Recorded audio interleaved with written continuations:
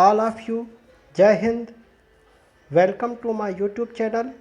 मैं अजय रावल आपके समक्ष आज लेकर आया हूँ क्लास 11th इतिहास विषय के चैप्टर फर्स्ट प्रारंभिक समाज। प्रारंभिक समाज में सबसे पहले आप पढ़ेंगे समय की शुरुआत से।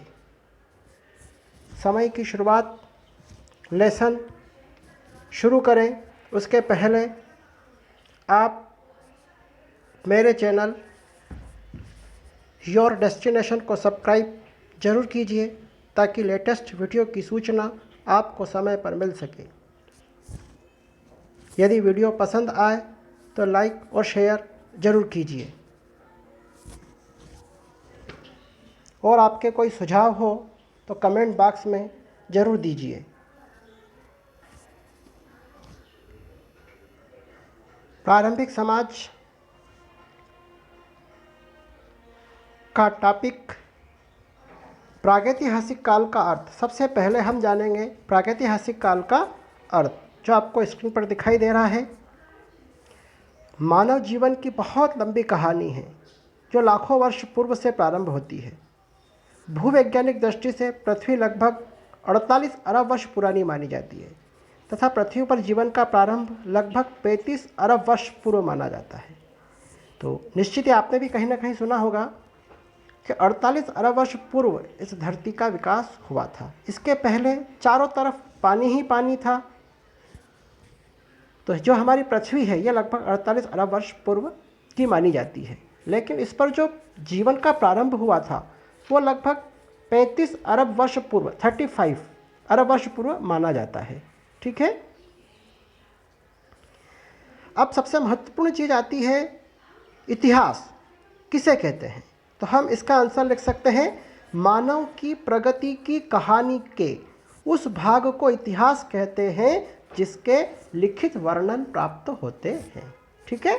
तो इतिहास क्या है? जिसका लिखित वर्णन हमें मिलता है वो हमारा इतिहास है। किंतु लिखना और सीखने से पहले भी मानव पृथ्वी पर लाखों वर्ष रह चुका है।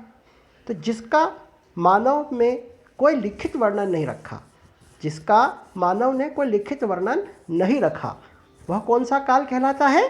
प्राक इतिहास अथवा प्रागैतिहासिक काल कहलाता है। यहाँ पर आपको बच्चों दो प्रश्न तैयार हो रहे हैं।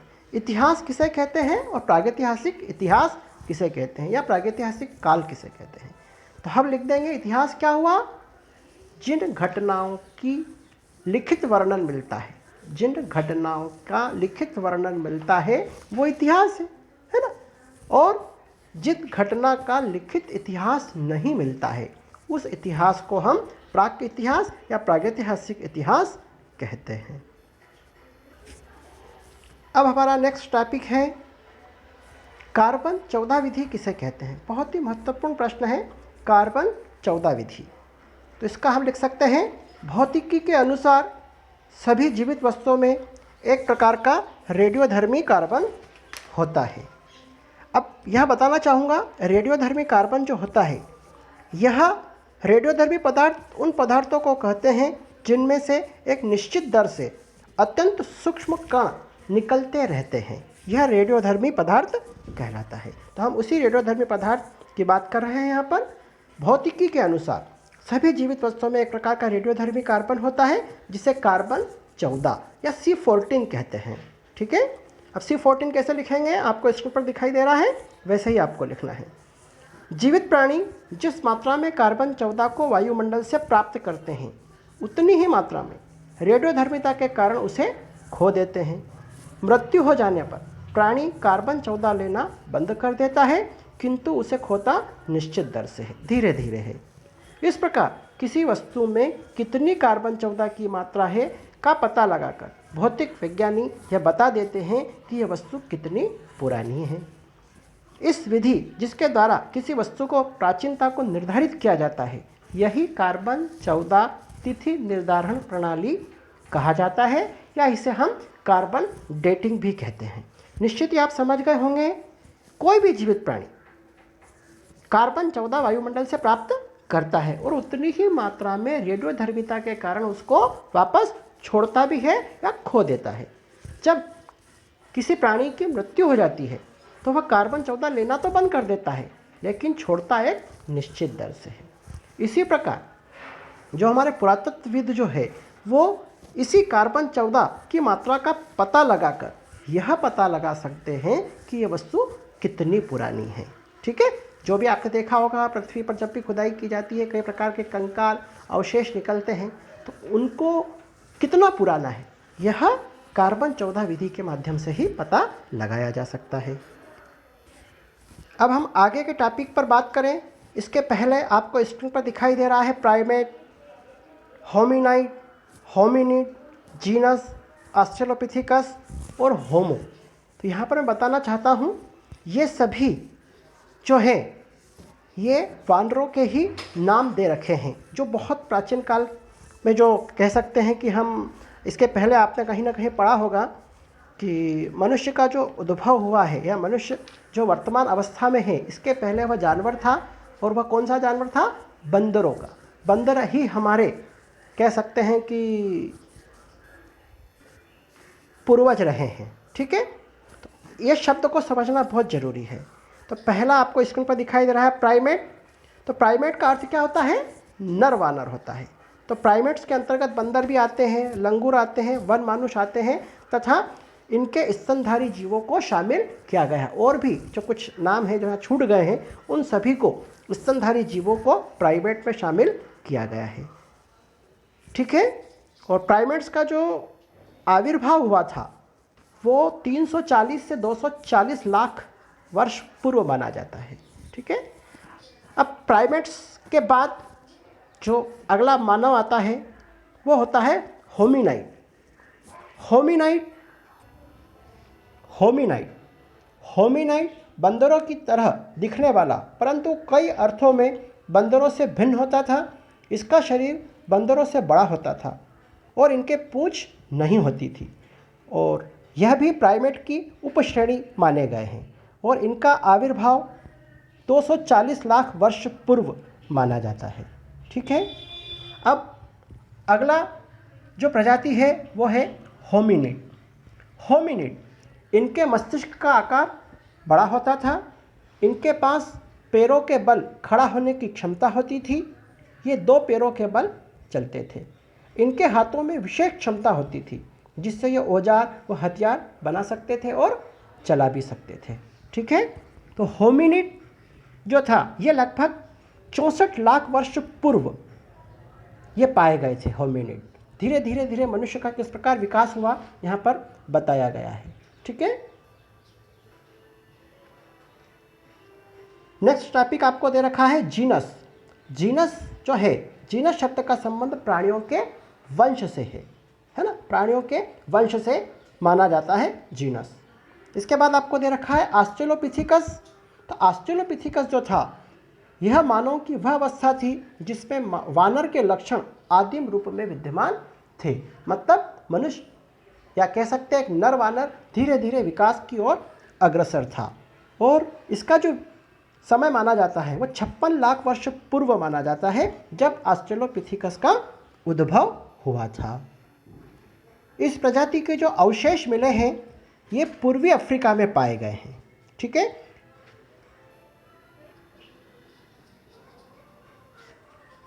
फिर इसके बाद दे रखा है आपको होमो। तो होमो का अर्थ समझना बहुत जरूरी है। होमो लैटिन भाषा का शब्द है जिसका अर्थ होता है मानव। यह शब्द स्त्री व पुरुष दोनों के लिए प्रयुक्त किया जाता है। अब आपने कहीं ना कहीं होमो सेपियंस शब्द जरूर सुना होगा। तो होमो सेपियंस जो है, होमो सेपियंस बुद्धिमान मानव को कहा जाता है। ठीक है, अब आपका नेक्स्ट प्रश्न बन सकता है होमोनिड और होमोनाइड में अंतर। यह आ सकता है परीक्षा में, है ना। होमिनाइड और होमोनिड में अंतर क्या है? आपको स्क्रीन पर दिखाई दे रहा है, थोड़ा सा अपन झूम कर लेते हैं इसको। होमोनाइड जो है वह क्या है? एक चौपाया है। होमोनाइड क्या है? चौपाया है। ठीक है, मतलब 4 पैरों वाला, जबकि होमिनिड सीधे खड़े होकर पिछले 2 पैरों से चलने में समर्थ थे। तो ये पहला अंतर हुआ आपका। होमोनाइड जो था 4 पैरों से चलने वाला था और होमिनिड जो सीधे खड़े होकर 2 पैरों से चलना में समर्थ था। यह पहला अंतर हो गया। होमिनाइड के मस्तिष्क का आकार होमिनिड की तुलना में छोटा होता था। तो होमिनिड का जो मस्तिष्क था वो छोटा होता था होमोनाइड की अपेक्षा। होमिनिड के हाथ विशेष प्रकार के होते थे जिनके माध्यम से वो औजार व हथियार भी बना सकता था। जैसे जैसे मनुष्य का विकास होता गया तो होमिनिड अपने जो 2 पैरों से चलता था तो आगे के जो 2 पैर थे उनको हाथों के रूप में उसने इस्तेमाल करना सीख लिया था। ठीक है। और होमिनिड के जो सबसे प्राचीन अवशेष प्राप्त हुए हैं ये पूर्वी अफ्रीका में पाए गए हैं। कहाँ से प्राप्त हुए? पूर्वी अफ्रीका से। आप विशेष अब आपका नेक्स्ट क्वेश्चन बनेगा, प्रागैतिहासिक मानव की मुख्य प्रजातियों का वर्णन कीजिए। यह आ सकता है, परीक्षा की दृष्टि से महत्वपूर्ण क्वेश्चन है। तो प्रागैतिहासिक काल के आदि मानव के शरीर की रचना व उनके कार्यों के आधार पर मानव शास्त्रियों जीव शास्त्रियों ने मानव को अलग अलग भागों में बांटा है और उनकी प्रजातियों को अलग अलग नाम दिए हैं। अब वो कौन कौन से हैं आपको स्क्रीन पर दिखाई दे रहे हैं। ऑस्ट्रेलोपिथेकस, दूसरा है जिंजोन्थ्रोपस, तीसरा है पिथिकांथ्रोपस जो जावा मानव के नाम से जाना जाता है, और चौथा सिनांथ्रोपस जो पिकिंग मानव के नाम से जाना जाता है, और अंतिम निएंडरथल मानव। ये 5 प्रजातियों के बारे में हम यहाँ पर बात करेंगे। फिलहाल बहुत संक्षिप्त रूप से, क्योंकि अपना वीडियो बहुत बड़ा हो जाएगा, इसलिए फटाफट मैं आपको बिल्कुल संक्षेप में बता देता हूँ।